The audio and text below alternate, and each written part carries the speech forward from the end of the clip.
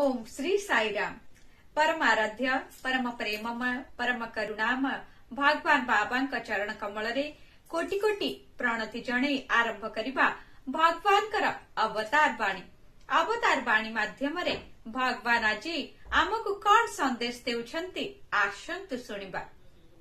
साधक जदि सफलता हासिल करने चाहूए तेबे जो माने तार दोष देखाई देउछंती सेमानंकु से प्रथमे धन्यवाद ज्ञापन करबा उचित।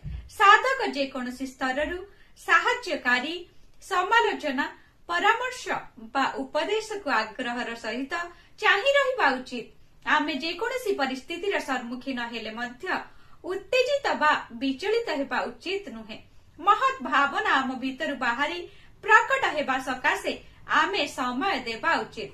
धैर्य और सहिष्णुता अभ्यास करबा द्वारा आमे मानसिक संयम विश्वास वैराग्य सहनशीलता और एकाग्रता आदि अन्य समस्त महत्वपूर्ण आध्यात्मिक गुणावली आहरण करि पारिले निजर साधनारे सफलता हासिल करि पारिबा।